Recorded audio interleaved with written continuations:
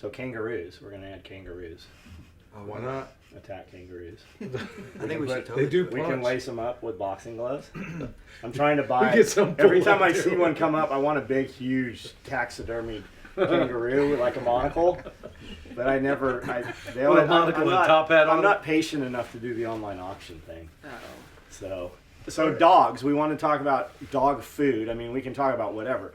But specifically, I wanted to talk about dog food. Like you guys all know that I've got livestock. I have some dogs. I guess they're livestock guardian dogs because that's what we use them for. They're not really pets.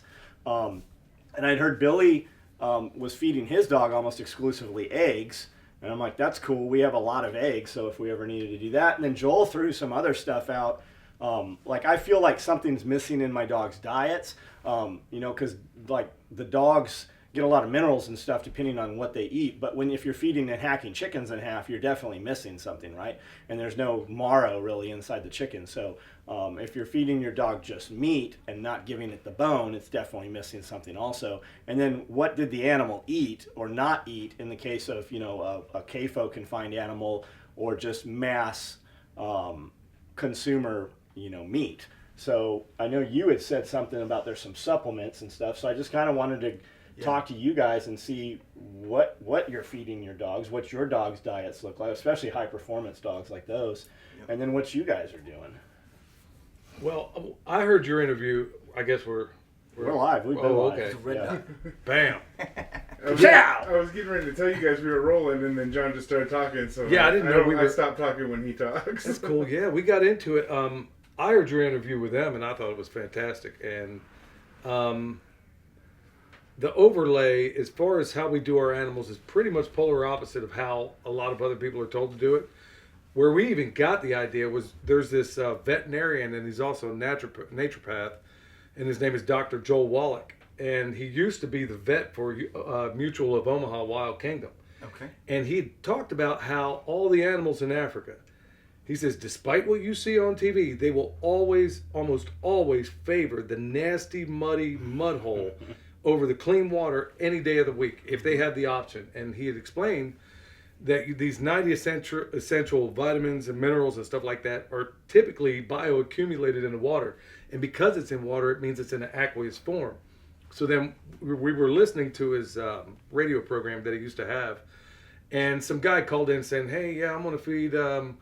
I've been feeding my cat, an all veggie diet, and he stopped him right there. He says, "Dude, I love it when they say that stupid shit." He says, well, what he said was, he says, "Look, dogs," and he kind of lost his beans a little bit. He says, they "Look, eat that shit on the side of the road and poop." Exactly. He said, "Your dog and your cats their digestive systems are those of carnivores."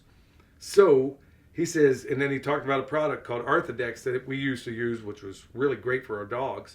And you can formulate it yourself. But essentially what he said was, look, if you feed them meat and bones and stuff like that they would normally get, they're going to be just fine. So then I'm like, okay, we're producing all this eggs. At that time, we were doing 3 chicken tractors on steroids at the same time. So I got 100 eggs a day I got to do something with. Right. So we started feeding them all egg, 100% when I was pretty much feeding them at the time. Pretty much all eggs. And they were doing great. Yeah. No body composition that was compromised, no nothing. Then she got wiser about it. Like you said, John, we're feeding them eggs, but what are they not getting? Because they're not getting the marrow, which has bioaccumulated, all that stuff. So she started taking, I'll let you pick it started up from there. looking into like raw food diet. Mm-hmm. And so we take basically any chicken parts that are left Guts. over from processing, any parts that are left over from our pork processing. We freeze them, put them in a bag, dog food. We give them that. And as far as the minerals go, we do the bone broth. So we'll take bones from chickens, beef. I don't think we've done pork. Mostly chickens and beef, and do the bone broth. And they get a lot of the gelatin from there, a lot of the minerals. And then we also give them kelp, that Thorvin... That's the only vegetarian component of this whole thing. Could we just skip the bone broth and give them the bones, and they're still going to get everything out of the bones, right? Yes. The thing you got to watch with, so my mentor used to talk a lot about if you're going to feed a dog raw, you want to give it animals that it would eat in nature. So rarely would, like you'll see a wolf pack take down like an elk or a larger animal, but they don't really consume the bones, most of the bones off those. They may get some of the forearm and the end bones and some of the smaller ones, but like your femurs and stuff like that, they don't crush those. Okay. They're not strong enough so they to. can't access Whereas like with chicken bones, rabbits, any of your smaller animals, up to like goats and sheep, they can consume all those bones. So they can crush them, break them down, and then eat the bones. And one of the things we found was we were giving a lot of the soup bones to the dogs, which are like cow femurs. And I did that for a brief period of time until I realized they're sitting there gnawing on the bones. And a couple of my dogs basically wore their canines down to the level of all the rest of their bones, or their teeth, because they were wearing them down, just gnawing on those bones. So we'll still give them those from time to time, but we take them away once they get the marrow out of them, because I don't want them just sitting there grinding their teeth down. But when you give them a bone that they can actually consume, the key is never give a dog cooked bones of any kind, because any cooked bone splinters when it breaks. Fresh bones crush when they break. The other thing we're careful about with the pork products is porks carry parasites that can be dangerous for dogs. So most of your other animals, the parasites that they do carry, even if the dogs can get them, they're typically not like life-threatening. And I was mentioning to John earlier when he was talking about, he feels like he might be missing a few things. When you give a dog, now in nature, the natural selection is the dogs that can't handle it die off, and the dogs that can handle the parasite loads, they thrive and flourish and move on. But if you haven't done, or your breeder hasn't done that weeding out process, then when you're feeding raw, you typically have to do a little bit higher deworming cycle. And because the animals get worms in them, all of your warm-blooded animals will have them year-round. We only feed fish to dogs when we were doing raw in the wintertime, because they're cold-blooded, so their body temperature drops, the worm loads die off, and then you can feed them things like salmon and stuff like that. If you're going to feed them anything from the store, you freeze them first to kill all that, and then feed it to them. And my thought process was for the pork, because it does go in the freezer, so I was thinking that might kill the parrot, because they're in there for quite a it should while. kill most of them, Okay. depending on how cold it gets. And then if you cooked it after that, then you definitely got them. Okay. Now, of course, dogs would prefer raw to cooked, but at least they're still getting the composition of everything. And if you watch your dogs and they're never having a problem, and you're feeding the pork that you have on ground, right? You're not doing store-bought stuff. So you're also watching the health and everything of those. Yeah, animals. we're looking at all everything that comes out of them. First thing I'm looking at is the liver and the heart. Yep. And, if I know those are good, then I've never seen it not good from pork we've raised. But that's another component also, is that we take all those guts that we don't eat. Because frankly, I mean, if it's on the inside, the only thing on the inside of that animal that I'm ever going to eat is a tenderloin, which was back of the back. Right. I don't eat slave food. So, I mean, I'm not going to eat, you're not going to catch me eating lungs or haggis or all the other things. There's too many things on the outside of that animal I want to eat. Yeah, But honestly, not the homeless. dogs, but it goes right back to Dr. Wallach. He said, honestly, if you watch a wolf pack, the alpha 9 times out of 10, I guess you would know this more than me. Right, they eat, the choice thing on every animal is going to be the liver. Yeah, they typically go right up the anus, and that because that's the easiest access to the gut, and then they just eat out the gut, and then the beta dogs are the ones that get all the meat and bones and stuff like that. So most of your organ meat is where they prefer, and even when we would feed them chicken and stuff like that, if we threw a whole chicken down, the first thing they do is go into the gut and eat all that out, and then they eat the rest of it. Well, look at birds of prey. If you ever have a hawk attack, it is the most grisly thing you'll ever see if you walk up on it, and I have. You'll see every single time that hawk will have taken its talons, split open the gut. You sometimes take the head clean off. It is amazing what they'll do.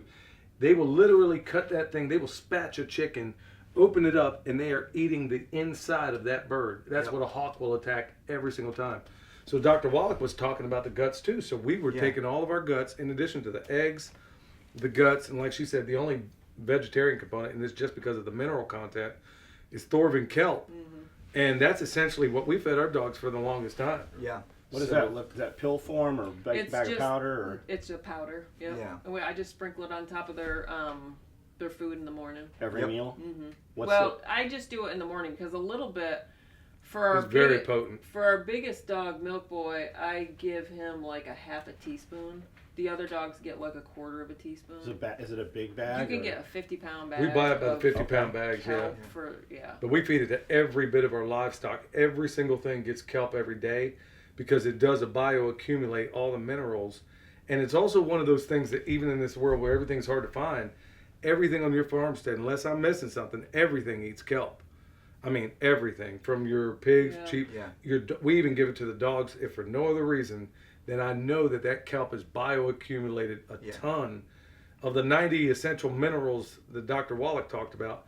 I want to say at least 70 or 80 I of think them are there's- in there. Yeah, I'm pretty sure there's quite And a those are few. the ones that can't be, and if you have some sort of animal component that you're feeding them, the ones that you don't have in the kelp are located in there. So they kind of get a complete diet. Well, and I'm not. I don't believe that anything in nature is 100%.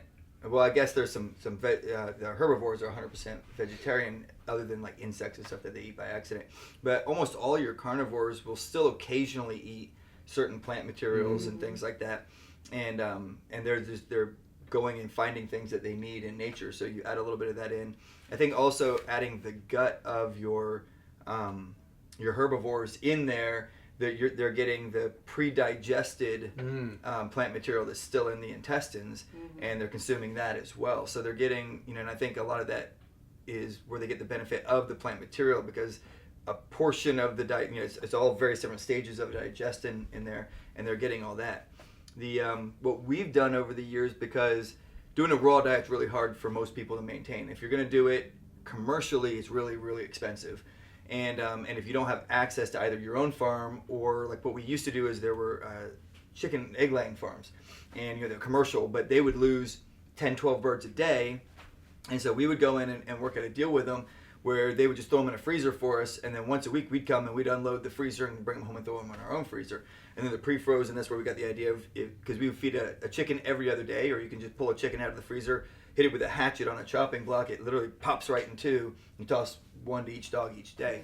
And so if you can do that consistently, that's great. But when you can't, then you end up, especially people keeping their dogs in their houses and stuff like that, if they're switching from kibble to raw, they're in a state of like constant diarrhea, because their digestive system has to switch from one to the other. And whenever it does that, there's a couple days in there where they have a hard time holding it. So for a lot of people, and a lot of people feed their dogs inside too, right? They're not feeding them outside where they can just throw a piece of raw animal down there and let them eat on it.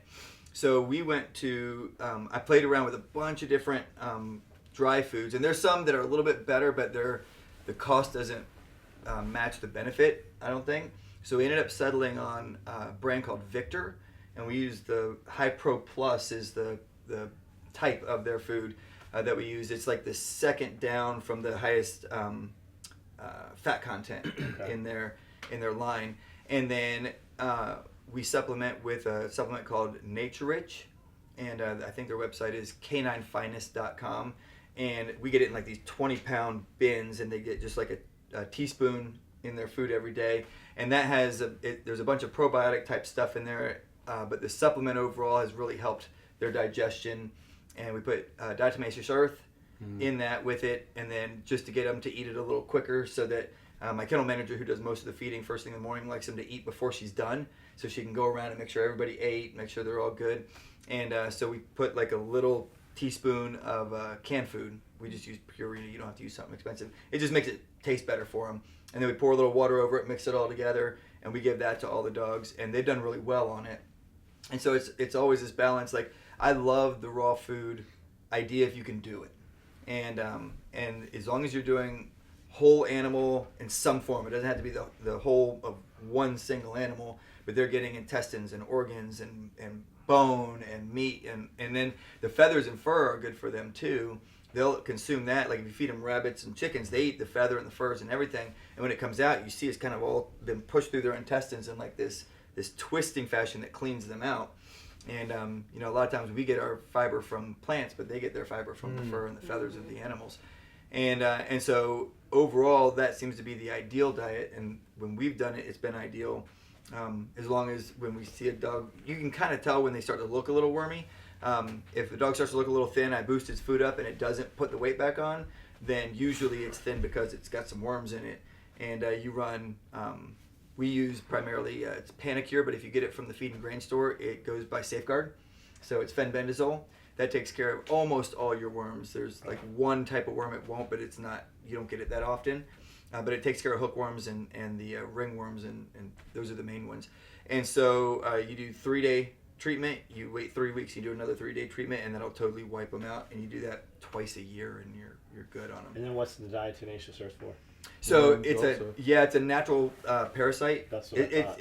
It's not a control, like it'll help their body with it. But it's if they get an infestation, it won't usually knock it out. Okay. So, but what it is like microscopic razors. Yeah, no, I know what it is, but Yeah. then you had said that you were using the other stuff on top of it. That's Yeah. what I was- So, and if we get like a worm infestation in multiple dogs at once, we'll actually sprinkle it down all around the ground and stuff like that. And it helps with the flies. It helps with any of the other insects that you get, and it will help break down the. What do you do? Do your dogs get flies on their ears? Sometimes they do. Usually, so summertime's worse than any other time of the year. We have a little. It's like topical ointment almost. It comes in a little tube, and you just grab a little bit, rub it between your fingers, and then kind of rub around their ears. It's usually just the tips of their ears, and occasionally, a few of our dogs, their facial structure, their eyes are a little bit set into their skull, and they'll get the flies will want to start coming in and messing around in their eyes. So you just kind of you come over top of their eyes so that they close their eyelids, and then rub across their eyelids, and that helps with that. So I've been using this purple spray.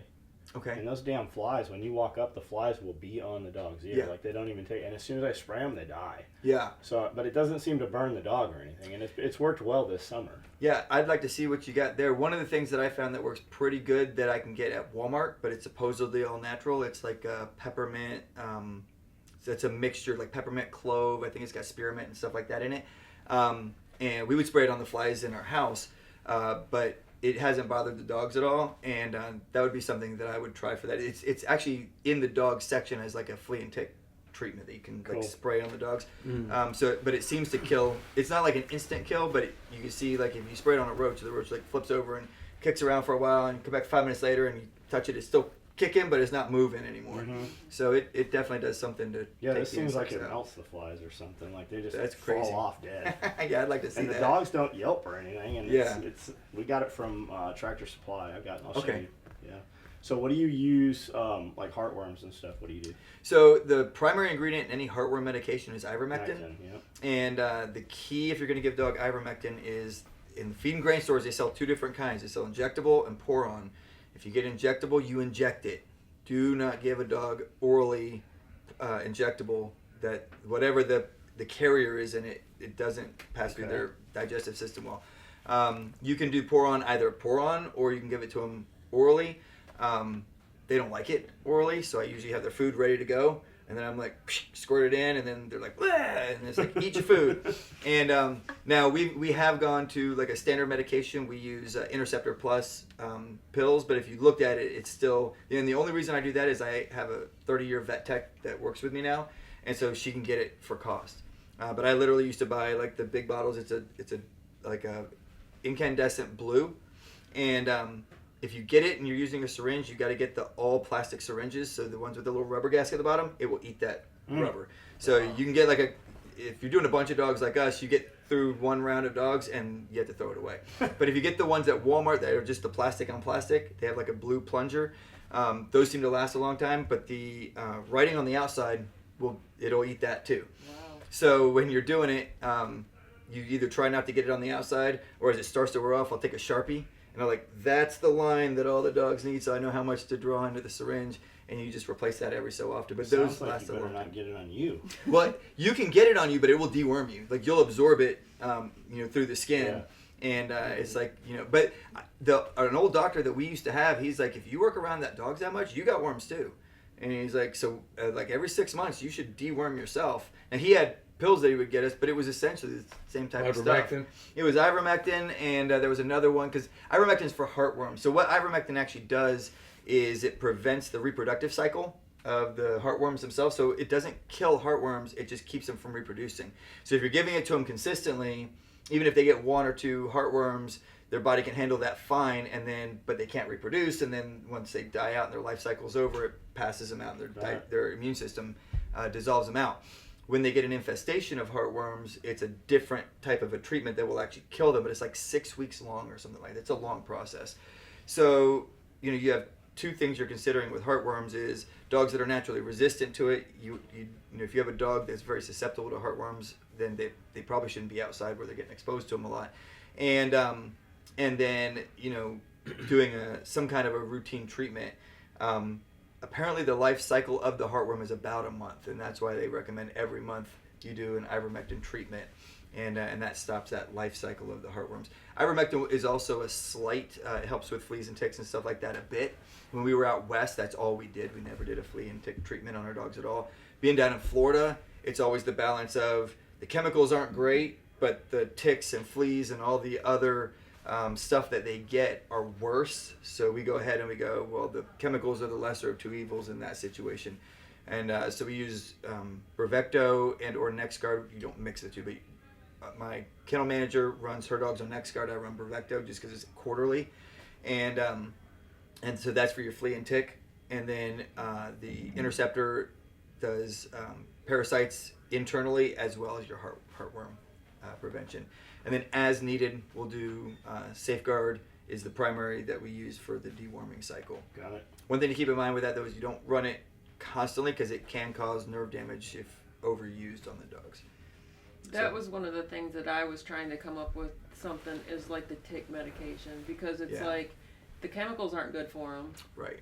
But getting bit by ticks is not good for them either, and there doesn't seem to be, like, we have cedar oil that I've tried in the past, but the dogs, I get the spray bottle out and they just take off running because they're like, nope, I don't want any of that. So it's like, there's something about cedar that seems to be a lot of animals don't like it, which is probably why the insects stay away from it.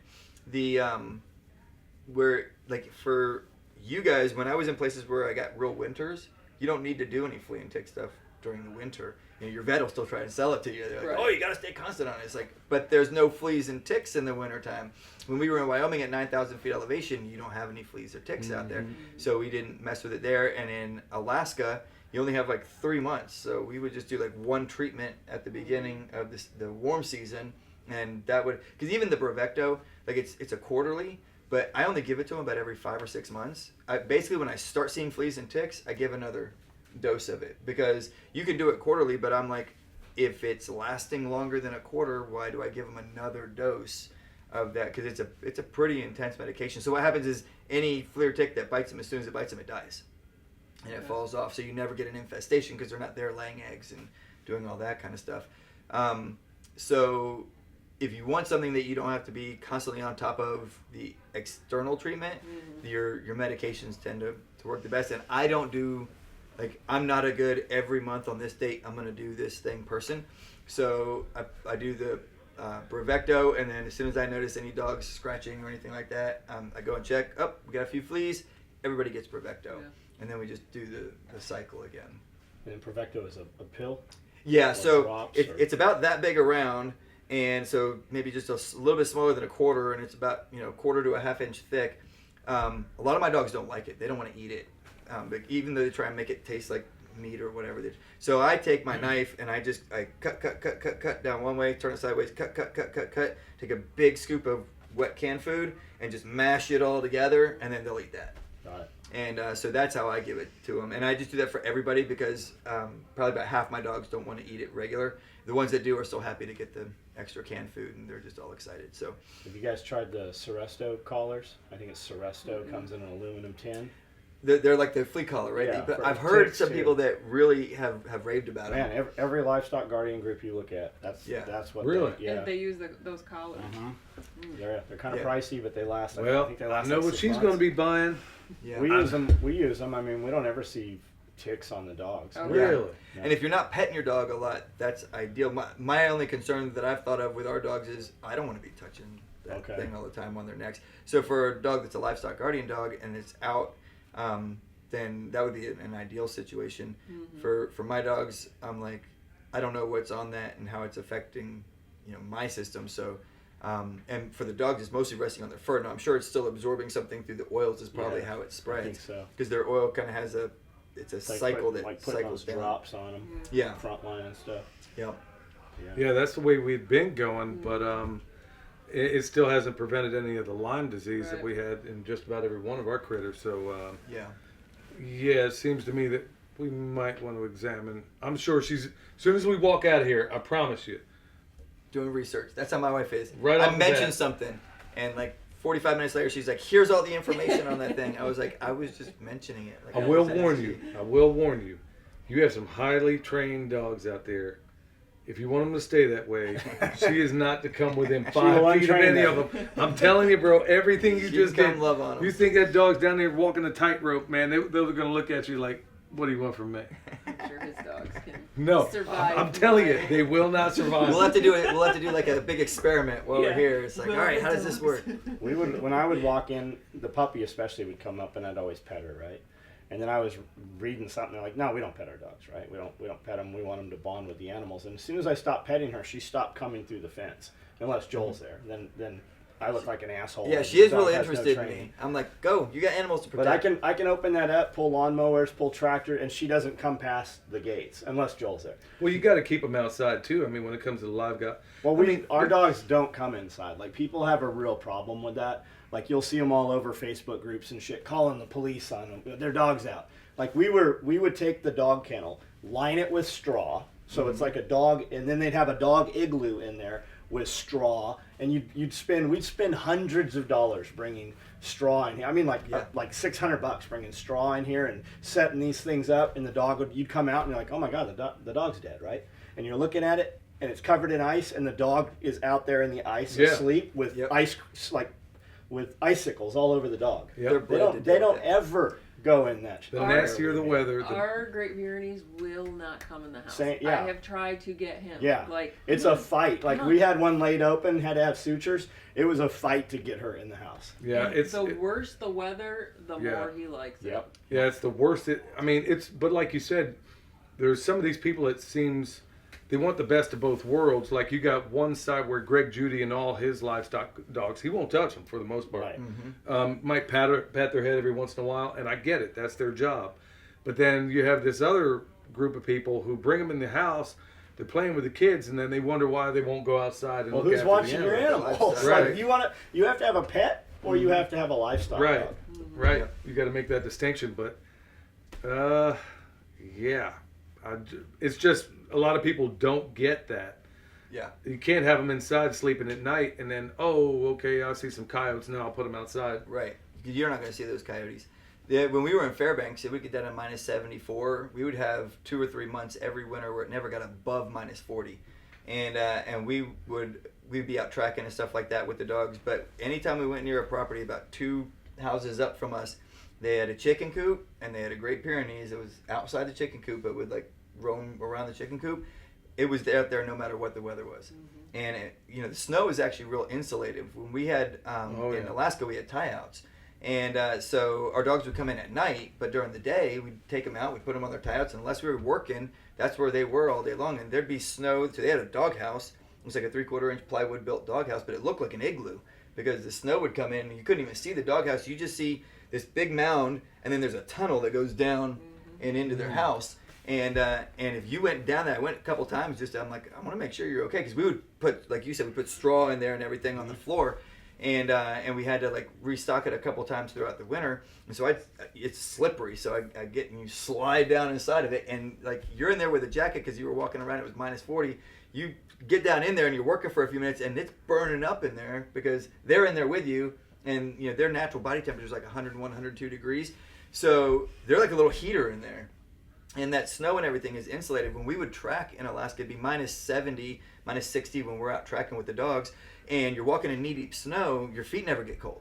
But the minute you get up on the road, if that's where the person went that you're tracking, you can't stay up on the road more than a couple minutes, or you start getting frostbite on your feet. You got to get back into the snow where your feet are protected by all that snow around it. Now, how do the dogs up there?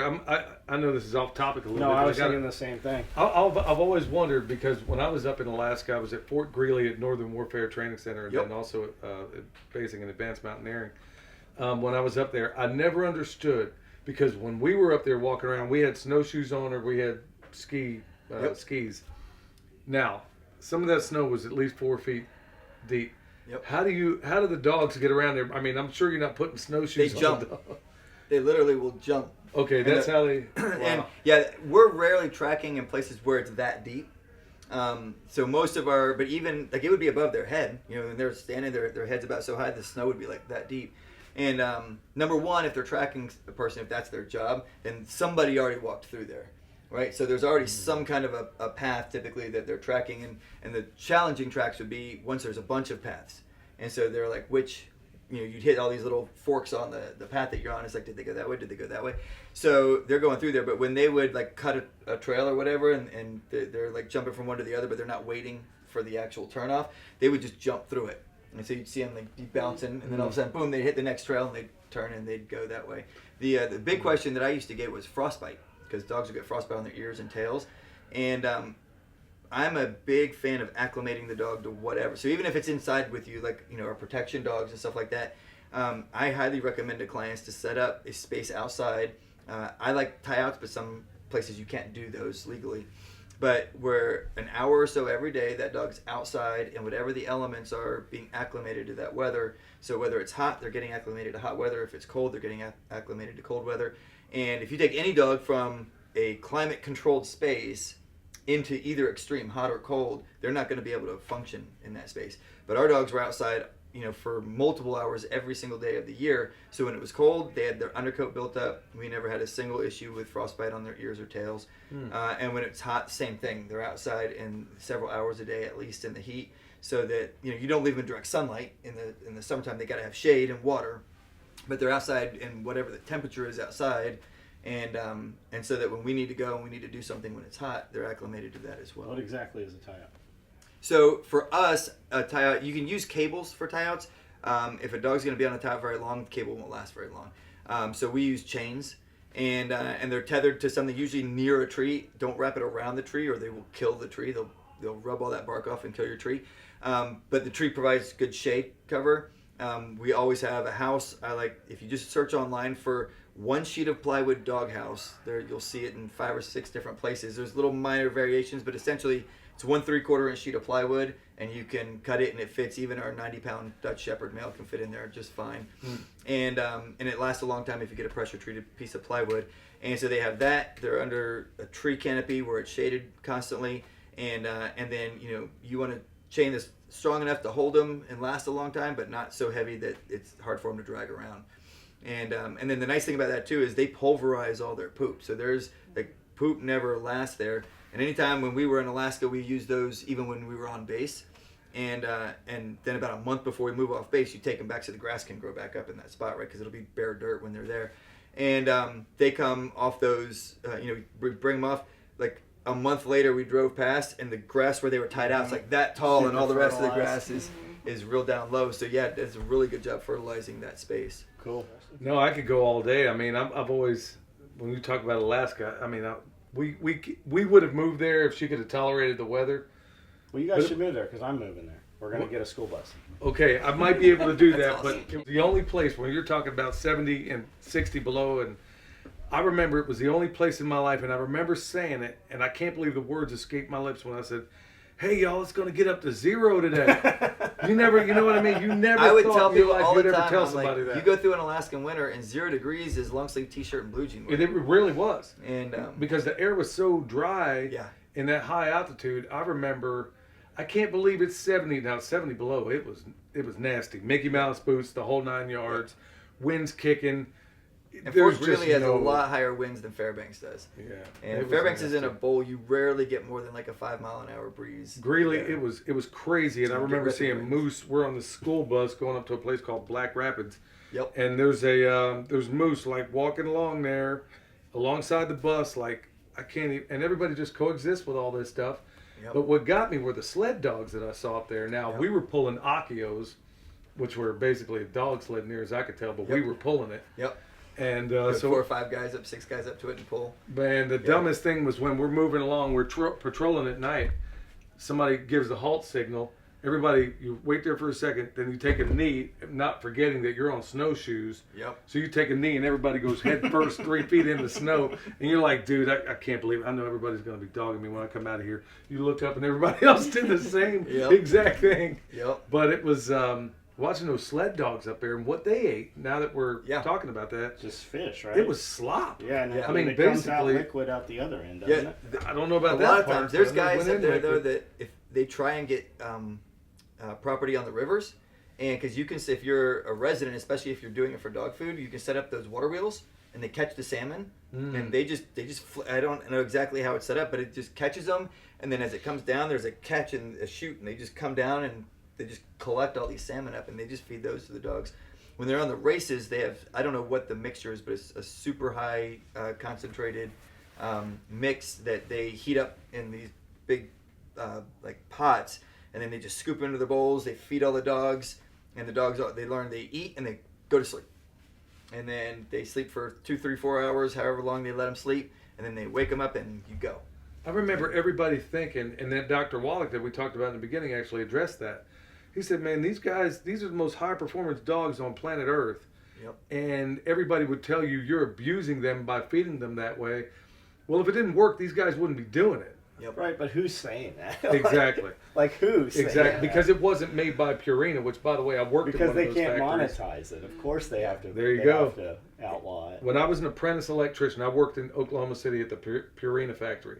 I also worked at Bayer, where they made all the medications for that. And I've worked in places where they made McDonald's hamburgers. Doing the industrial electrical work I've worked in a lot of different manufacturing facilities. And I'm here to tell you the cleanest place I've ever seen in my life was a Purina dog food factory. Factory, They had higher standards for that dog food than they did for any of the places that make human food. I kid you not. Yeah. Yeah, they hold pretty high standards on that stuff. And I mean, dog food in general is almost always edible by people if you wanted to go down that road. I don't know that you'd enjoy it. Oh, don't worry. In light of the inflation out there, I'm sure we're going to find out just how many people like it. That may very well be the case, especially camp. How would you like your dog food? People have been eating it for a while. Don't even know what mom's giving them. Yeah, I like mine out of the can. exactly. Honey, would you like yours bagged? Put it in stew so you don't know that that's what's there. My dog already got hit by inflation. We were getting some. You need mail to order. just get rid of that dog. Yeah. You're not allowed to talk about your dog.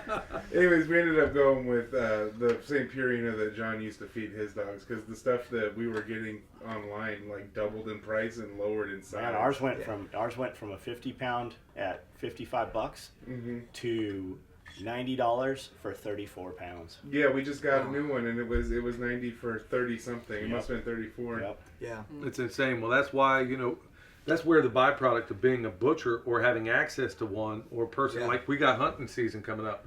You know how many 55-gallon drums of deer guts or bones even that they're going to put in a drum You're gonna get too every many. single day. They're gonna rot out before Yeah. you can do anything with But them. it's an option. Yeah. It's still an Yeah. option because you could just take all the livers in those things alone, Oh, yeah. freeze them. Because I make a product called bone sauce, where I can turbocharge that stuff just by having the bones of those. Mm-hmm. Well, there's no reason, and based on what I just learned from you today, it sounds like hey, it seems like these byproducts, the fur. I didn't even stop to think about that. That is dragging all that stuff back out of them. Yeah.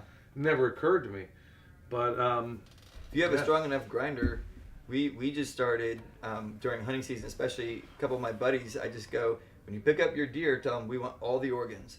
Absolutely. And they bring back as much as they can. We get lungs, hearts, livers, Mhm. kidneys, and I wish I could get the intestines, but they won't give us the intestines. But we get is that? I guess pathogens.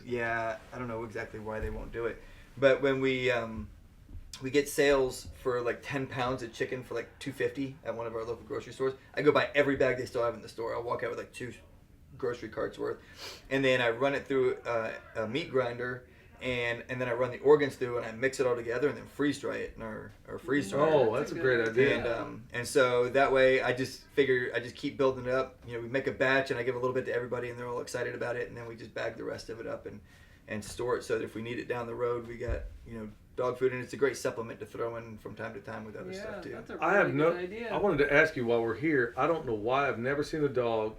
They will eat the liver right off. They will eat every single part of that animal, but they will not eat a straight up kidney unless you chop it up. They will lick a kidney and like. I wonder I if don't it's because think it's so much muscle. So what our dogs used to do when we were feeding raw chicken, if you fed them a whole chicken, is they'd eat the gut out of it, and they might eat a little bit more depending on if they were hungry, and then they'd wait for it to start rotting, and then they would eat the rest of the meat.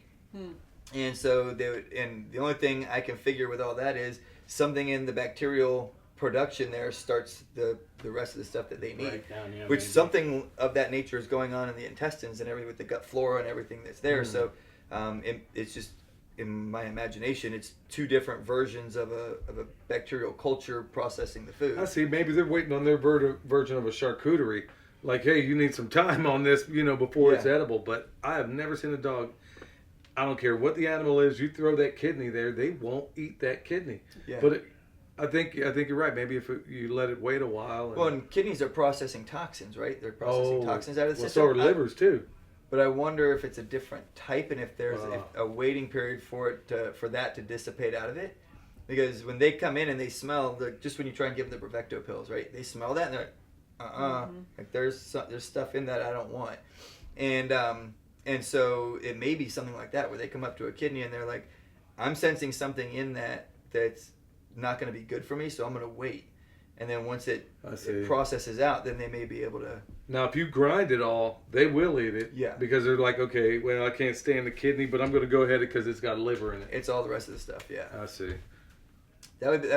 That's an assumption on my part. I don't know that, but that would make sense. I don't know either, but I don't know what that is. They will never eat a kidney, no matter the animal, no matter what it came out of. Yeah. You throw a kidney like our yellow lab, man, there's not anything we saw her eat literally 5 pounds of We guts. used to get we used to get dog food from. Well, where it was a butcher shop Yeah. that we used to have back in Kansas, and we would buy these things. I mean, it was before it became popular, so it was like a byproduct to them. We got it for almost nothing, like 5 pounds of guts for like maybe $50 to $1 a pound, if it was even that much.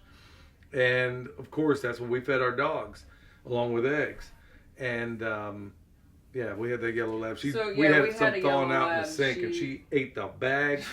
She ate the plastic bag it was in, and all that stuff. So 5 pounds. But we tried putting a kidney in front of her, which she would eat anything, and she was like, no, she wouldn't even touch that kidney. She went up there, smelled it, but maybe it's like you said, like give me a week on it, and I'll come back. Or something. Could you take those pills your dogs won't eat and just wrap them in hamburger? Would they eat it then?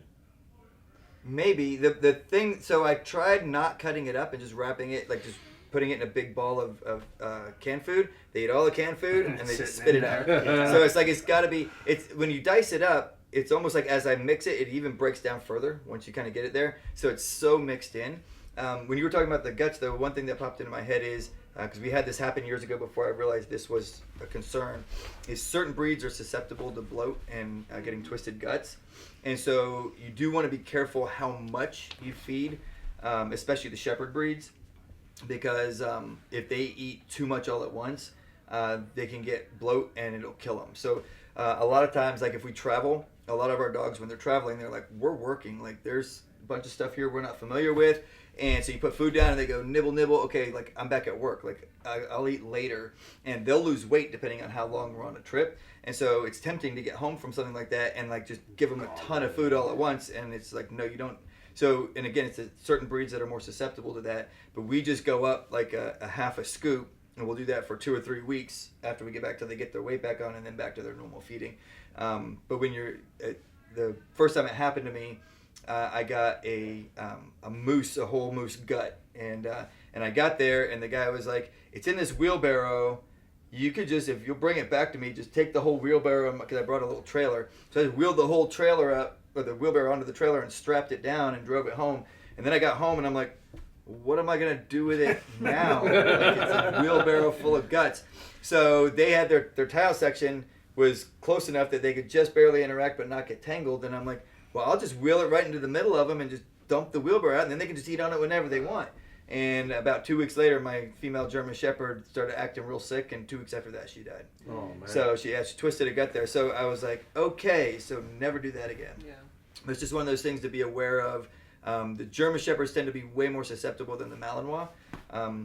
At least in my lines, I could dump a 50-pound bag of dog food on the ground. The German Shepherd will eat it all. I could dump 50 pounds of food down for my Mallies, and they'll eat what they need, and then they'll be like, I'm done. Like, I don't need any more. Because they were in a hurry to go bite something. Apparently. They Like, I want human They want to go human chew flesh. some of your shit up. Exactly. That couch looks really good. I'm not interested in the dog food, though. Awesome. So, if you guys want to see more, if you want to, like, these are the conversations all the time, especially this guy. But what's your guy? Where would they find you at? What's your YouTube channel? Permapastures Farm, or go to permapasturesfarm.com. We even have an Instagram that I hear we have one anyway. You haven't posted on it in a few days. Yeah, that'd be up to William. So we're kind of slipping on some things, but this has been fascinating, just learning Yeah, a it's lot. been a pleasure. And what's your YouTube? So YouTube is Fortress K9, and we have Protection Dog Podcast where we go into a lot of topics like this as well. These guys are here for Self-Reliance Festival. We're doing a planting installation on the swales tomorrow.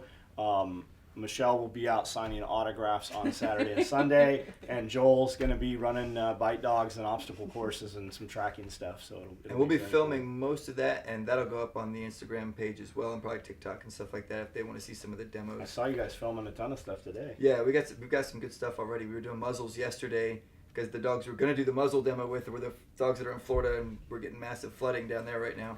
So they couldn't make it up. So we're like, well, let's see how this pair does. They haven't done muzzles in a long time, and I think they'll be spun up and good for it. But we'll have some good stuff. Austin will run.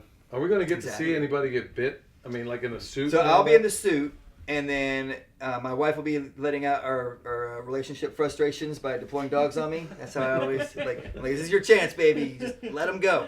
And I'm like, okay, call them out. She's like, nah, I'm gonna let them chew on you a little bit longer.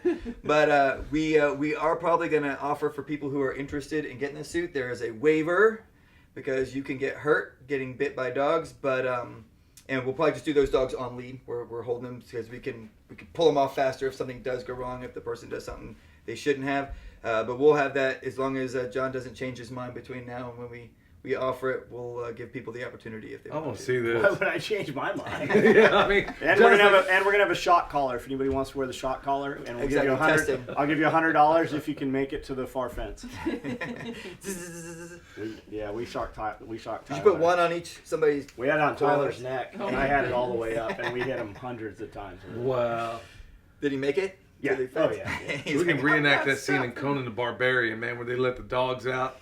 They go work these. I want to see this. I can't wait to see somebody get chewed up. Yeah, it'll be it's pretty cool. cool. We'll have at least one double dog deployment as well. The Awesome. muzzles will mess you up more than the bites. Really? Yeah. Well, at least when you're wearing a suit. When you're wearing a suit, the it's Kevlar material. They're not going through it, and now Till you it get gets- bruised and till you it get the gets pressure. further up. Well, the thing they do that I have to watch, especially when you're doing multiple dogs, is my custom suit jackets I brought have extra long sleeves because my dogs target hands a lot. There's the Elite Canine jackets that are designed for the guys to stick their hands out, and they teach their dogs to target specific spots and not to fight. And if I do bites in those and I have multiple dogs, my hands are inside, but like right at the end. And I've had dogs come around and they're like, "Oh yeah, like right, I can see your hand in the suit," and they'll go right up the sleeve. Oh, man. And so I get hit, and then the puppies get me in the hands a lot and stuff like that. So I've always got sores and scars and stuff. But the overall, my forearms have just gotten used to it over the years. I rarely bruise anymore. But they get those muzzles, and it takes them a few minutes to figure out how to use it because they're like, "I'm trying to bite you and I can't." Then they realize because there's a steel plate that comes down and around the front and then underneath, and so they come back and they just start hitting you with it. And in fact, we'll probably do one multi-dog, and when I go down, one of my arms stays back here because they'll try and swing around and hit you in the back of the head with the muzzle.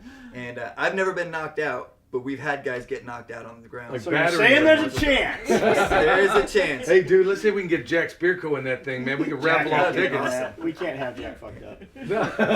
Well, I'll tell you, the pair that we're doing a double dog deployment on, they are the only pair that's ever taken me to ground. Now, after they took me to ground, I'm like, you guys ain't doing that again. But they're the only pair that's ever taken me to ground. And my last two canine sparring partner, young guys that come in and train with us, I'm like, all right, now we're doing, they do one, then they do the other one. I'm like, all right, now you're getting ready to do both of them. The only rule is stay on your feet. Do not go to ground because our dogs start targeting everything else when you go to ground. And both of them, within the first guy, I think he lasted 3 seconds before they took him to ground. The second guy made it about 2 seconds before they took him to ground. And thankfully, they out really well for me. So I'm like, out, let's go. And I was closing in distance. And the last guy that just did it, I actually posted it on Instagram. You can go see it. The camera didn't get the angle because I didn't care about the camera at that point. I was filming. As soon as he went to ground, I'm like, Trying to save him. I gotta And, see this, man. But I'm like, out! And Punisher, my male Mally, so his head was here and Punisher's mouth was like that. And he was like, oh, man. Oh my God. Dang it, I almost got him. But I got a guy that knows jujitsu, so he can take your dogs. But, it'd be fun. So I had, years ago, I had did the Army Combatives course. And so the two dudes were like, whatever, X number of belts. They were like level 3 in Army Combatives and all these other stuff. And I was like, hey, you guys want to do some bite work with the dogs? They were like, yeah, let's do it. So they came over to my house.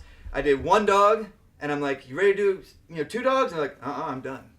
Both of them. Like, Really? Oh, yeah. They were like, no, I'm done. Like, I'm not doing any more of that, especially not with 2 of them. I gotta film this, man. This sounds awesome. I gotta see this. Yeah, we're gonna get in close, try to get like slide. I've got hand gauntlets too, so if you want to get in the suit, your hands may stick out a little bit, but I have these leather hand gauntlets you can hold that'll protect your hands, and you can jump in. Because totally, I mean, because you're gonna do all the installation Why on not? Friday. You Exactly. Can get Why the not? shit So I bit can out of lose you it. on Saturday, and she can drive home on Sunday. That's right. Exactly. So these guys could, yeah. You'll Oh, look yeah. at the gauntlets and you'll be like, "What's that?" Those We are can teeth totally marks. break your This hand. guy All in brought the me a gauntlets. tourniquet kit, man. So why not? I've got tourniquets in the truck just in We case. can totally have your hands broken. Just a flesh wound. That's it. And don't worry, it'll heal up. It's a flesh wound. 6-8 weeks, you'll be fine. Awesome. All I right, can't wait to see I'm it. hungry. Let's go eat. Yeah, man, I'm talking about Willis, one of the